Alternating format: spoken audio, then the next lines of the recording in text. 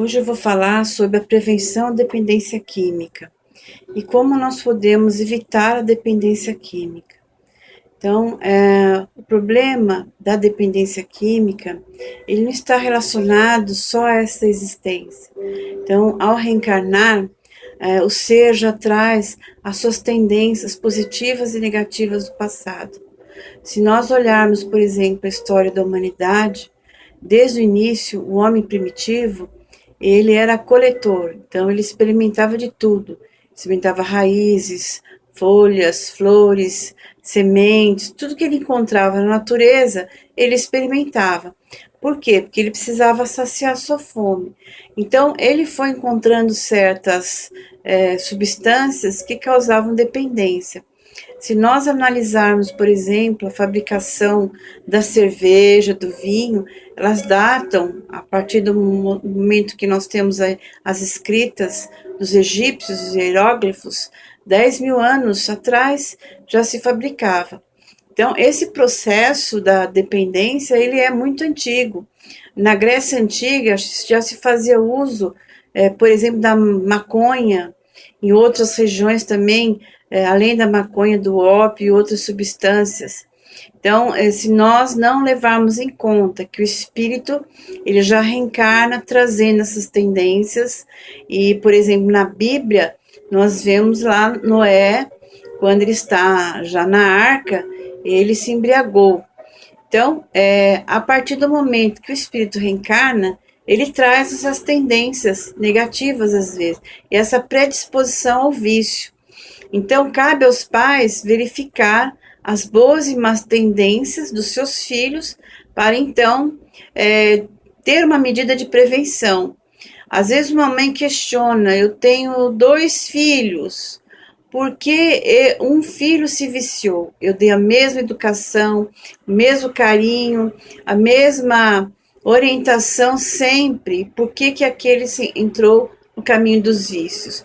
Então, a resposta é essa tendência do passado, que ao primeiro momento que ele se encontra ali com a sociedade, às vezes nas festas em casa, no final de semana é muito comum para o brasileiro, não só para o brasileiro, para os outros povos também, o futebol aos domingos, o churrasco, e regado às vezes de cerveja, álcool e por aí vai.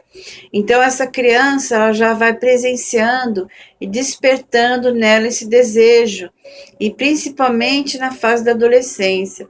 Então é muito importante os exemplos dos pais.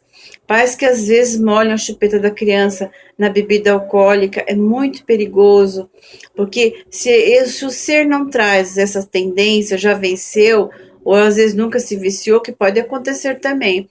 Então isso não vai ter problema nenhum, mas o problema é com esse espírito que já tem essa dificuldade. Então, nós vamos ver também que quando os espanhóis chegaram para conquistar ali a América, o que aconteceu naquele pedaço da América Central? Eles encontraram uma dificuldade muito grande, porque eles lutavam o dia inteiro com os nativos e eles não ficavam cansados, porque eles mastigavam folha de coca e à noite eles fumavam. Então, quer dizer, esse vício já estava instalado nesse povo também. E em outras regiões também, que nós vamos ver Marco Polo, quando ele faz suas viagens, ele chega no Oriente e era comum, por exemplo, fumar maconha. Então, muitos povos aí já fazem uso dessas substâncias. E o que acontece? O espírito se vicia. Isso a gente fala no vício de uma forma geral, que é o álcool, o tabagismo, as drogas, inclusive os remédios. Então, uma pessoa que se automedica é muito complicado, porque ela tem que consultar o médico, fazer exames, fazer o tratamento adequado. Então, a automedicação também é muito prejudicial, porque são drogas também, e acaba às vezes viciando, acostumando o corpo. Então, todos esses vícios, o que acontece? Quando nós perdemos o corpo físico, o espírito desencarna e continua viciado. E o que ele vai fazer? Ele vai, então, se ele não consegue vencer, se ele não consegue superar no plano espiritual, que às vezes é muito difícil, mas não é impossível, precisa da ação da vontade, uma determinação do espírito de querer mudar. Ele então se aproxima de pessoas que fazem uso dessas substâncias quando ele estava encarnado. E quando ele reencarna novamente, ele já traz essas tendências. Então, o exemplo dos pais em casa é muito importante. Nós vemos às vezes nas novelas, nos filmes, ou mesmo às vezes o familiar que chega em casa descansado e diz assim: hoje eu tive um dia estressante e eu preciso de um drink para relaxar. Então, o que a criança adolescente vai associando? O vício, por exemplo, a questão do álcool relaxa, a questão da festinha regada a cerveja, isso proporciona felicidade, quer dizer festa. Então, se ele tem essa tendência, vai despertando nele esse desejo. E quando nós percebermos, o que vai acontecer? Já está com o vício instalado. E é muito difícil vencer o vício, porque muitos familiares, às vezes, principalmente drogas pesadas, o familiar pensa que é fácil largar, mas não é fácil. Não basta dizer para o familiar: olha, você precisa ter força de vontade. E não é assim, porque as crises de abstinência são muito fortes. Então ele precisa ir a um psiquiatra, ele vai precisar tomar remédio, às vezes ficar internado, ele precisa se recuperar, vai precisar de atendimento psicológico, de uma assistência espiritual, ou então uma assistência, eu digo isso porque a doutrina espírita, ela tem assistência espiritual, a FESP, por exemplo, na Rua Maria Paula, em São Paulo, ela tem uma assistência especializada para dependência química, pessoas que já têm o vício, ou familiares que às vezes passam por esse problema com algum parente, algum filho, algum parente, então vão em busca para fazer um tratamento à distância. Então nós temos recursos para procurar ajuda. Então essa pessoa com esse tratamento, com o amparo da família, não é ser conivente com o vício, é muito diferente, mas a família amparando, porque não é à toa que esse ser reencarnou nessa família. Então, tudo faz parte de uma programação espiritual. Então, Emmanuel, no livro Leis de Amor, através da mediunidade de Francisco Cândido Xavier, ele nos diz o seguinte, que o parente difícil é o mesmo espírito que lá no passado, às vezes nós facilitamos o vício ou prejudicamos de alguma forma, e que hoje está no nosso lar. O lar, então, ele é um reencontro de almas, de afetos e desafetos do passado, para que nós possamos aí curar as feridas na alma que abrimos no coração do outro e vice-versa. Então, a responsabilidade da família é muito grande no amparo a esse ser, porque é uma alma doente. Então, aquela pessoa que se entrega ao vício, ele sempre tem um grau ali de depressão, de leve, moderada a grave, porque na verdade a procura pelo vício, ela tem também um vazio existencial, vazio interior, que às vezes a pessoa procura fora de si para preencher esse vazio. Isso não estou falando somente dos vícios das drogas, do álcool, do tabagismo, mas também a outros tipos de vícios. Por exemplo, o comprar compulsivo. Então a pessoa vai ao shopping, vai na loja, ela compra e depois ela se arrepende, que no momento dá prazer, mas depois vem o vazio existencial, porque aquilo é momentâneo. Então aquela pessoa que às vezes ela encontra no vício do jogo, por exemplo.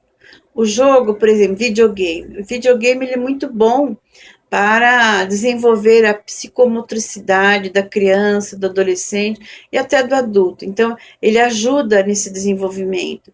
Mas o excesso também é prejudicial. Tudo que é excesso é prejudicial. Então, é o vício do jogo, é o vício do comprar compulsivo, é o vício por remédios, por drogas, qualquer tipo de vício, até o vício do sexo. O sexo, ele não é pecado, ele é uma coisa natural do ser humano. O que acontece? É uma troca de energia entre duas pessoas que se amam. O que é prejudicial é o excesso. tudo que é excesso é prejudicial. Por isso que nós temos que analisar a existência e procurar valores de excelência, que nós vamos encontrar como? Aí na busca de Deus, na busca de preencher o vazio, porque o vazio interior, ele está dentro de nós. Qual a causa desse vazio? Então é o autoenfrentamento, o que eu tenho, eu preciso às vezes procurar ajuda. Então nós vamos encontrar, por exemplo, no Evangelho de Jesus, como esse roteiro seguro. A doutrina espírita, ela responde os questionamentos do ser, que todos os filósofos, em todos os períodos da humanidade, têm tentado encontrar qual é a razão do ser, de onde eu vim, para onde eu vou, o que eu estou fazendo aqui, por que eu sofro, por que tem a miséria no mundo, por que acontecem essas coisas. Então a doutrina espírita, através da codificação de Allan Kardec, nós temos as obras do Divaldo Pereira Franco, do Chico Xavier, elas respondem todos esses conflitos existenciais. No Evangelho segundo o Espiritismo, capítulo 5, nós vamos encontrar aí as causas atuais das aflições, as causas anteriores das aflições, por que nós sofremos. Então, essa busca incessante pelo ter, pela aparência, pelas coisas mundanas, é que causa o vazio interior. Então, essa busca incessante, que muitos aí se perdem nessa busca frenética pelas coisas que estão na moda, por esse caminho que não leva a nada, que é a porta larga que Jesus se referia. Então, quando nós focamos ali o objetivo da existência, que é a evolução espiritual, crescimento espiritual, nós vamos analisando que ao reencarnar, nós fazemos uma programação e nosso perispírito, que é o nosso corpo espiritual, ele vai moldar um novo corpo, de acordo com o quê? Com as heranças que nós trazemos do passado. Então, se eu tive algum vício no passado, por exemplo, se a pessoa faz uso do tabagismo e morre de câncer de pulmão, ela vai ali plasmar no seu corpo espiritual esse câncer. Então, às vezes, ela vai nascer já com uma asma, ou a gente vê, às vezes, pessoas que nunca fumaram, com câncer, às vezes até crianças, então com vários tipos de doenças que a gente não sabe a explicação. A doutrina espírita explica que às vezes foi o mau uso do corpo. Então os vícios, eles estragam o nosso corpo físico, produzindo doenças que vão somatizar no nosso perispírito. E como ele é o modelo organizador do corpo físico, então, ele vai moldar o novo corpo de acordo com as heranças que ele traz. Por isso que é importante cuidar do corpo, cuidar do espírito, evitar os vícios. Se já temos o vício, vamos procurar ajuda. Vamos procurar dar bons exemplos aos nossos filhos, aos nossos netos, e procurar ver aquelas tendências que aquela criança às vezes traz do passado. Às vezes nós vemos uma criança quietinha, que não dá trabalho, que às vezes é aquela criança distímica, ela tem uma depressão leve, mas às vezes os pais não percebem. Chega na adolescência também, os pais não percebem, porque aquela criança que não dá trabalho, só que às vezes ela tem uma depressão leve. E às vezes, se nós não observamos, e se nós não vamos ali ver por que aquela criança age daquela forma, e quando encontrar algum evento traumático na sua vida, às vezes separação dos pais, um bullying na escola, a perda de um ente querido, qualquer evento traumático pode agravar ali uma depressão. Então, se ela não tem o apoio da família, o que vai acontecer? Muitas vezes ela vai buscar esse apoio em amigos que vão levá-las ao vício. Então, nós temos aí os facilitadores dos vícios que estão, às vezes, nas portas das escolas, que estão oferecendo essas drogas para os nossos filhos, para os nossos netos, para os sobrinhos, para a nossa juventude e para nossas crianças. Então, é o meio social que eles vivem. Então, às vezes, esse facilitador, porque hoje nós temos um problema muito grave. Pais que dão tudo para os filhos, mas não dão a presença, porque às vezes nós não temos tempo, ficamos muito tempo na internet, no celular, na televisão, chegamos em casa, cada um no seu quarto, cada um no seu computador, e aí nós esquecemos de dialogar, de conversar, como foi o seu dia, como é que você está na escola. E nós vemos, às vezes, na escola, as crianças fazendo uso de drogas escondidas. Elas trazem, às vezes, cápsulas de remédio com cocaína dentro. Então, isso está acontecendo na escola, os adolescentes estão fazendo isso. Então, olha só a que ponto nós chegamos. Então, os facilitadores estão aí. Então, se eu não dou uma boa educação, uma boa orientação, o que vai acontecer? Nós vamos ter esses facilitadores. Quando a criança, o jovem, não tem diálogo em casa, não tem respeito dos pais por eles, porque nós precisamos respeitar nossos filhos também. Nós vamos, então, criar aí uma barreira entre nós e eles. Então, se eu não tenho o hábito de conversar com meu filho, não dando bronca, amigavelmente, mas no sentido de orientar, impondo limites, o que vai acontecer? Ele, primeira decepção, ele vai procurar aqueles amigos que às vezes, olha, experimenta isso aqui é muito bom, vai te dar um alívio. A droga é boa? Eu não sei, eu nunca experimentei, mas as pessoas que já experimentaram dizem que sim. Então, que no primeiro momento dá aquela alegria, aquela sensação boa, mas instalado o vício, e aí vem então o drama, o drama muito forte, porque é o vício que às vezes a pessoa não consegue largar, e muitas vezes a família expulsa e vai morar na rua, nessas cracolândias, nesses lugares onde eles não conseguem ficar mais sem o vício. Então, nós estamos perdendo muitos jovens para os vícios, muitas crianças, adolescentes, e muitos desencarnam precocemente por conta, às vezes, desse abandono da família, ou muitas vezes pela falta de informação que essas famílias têm e de não dar ali a devida atenção para essas crianças, esses adolescentes. Mas nós somos responsáveis por eles. Então vamos procurar ajudar essas crianças, jovens, orientando os professores também, verificar se às vezes um aluno não tem algum problema com depressão, com drogas, e encaminhá-lo para que ele seja atendido por um psicólogo, encaminhado para tratamento. Então, é uma ação conjunta. Então, nós vamos buscar todo esse apoio no Evangelho de Jesus, quando Jesus fala: vinde a mim, todos vós que andais sobrecarregados e aflitos, e eu vos aliviarei. Tomai sobre vós o meu jugo, e aprendei de mim, que sou manso e humilde de coração, e encontrarei consolo para as vossas dores. Muito obrigada.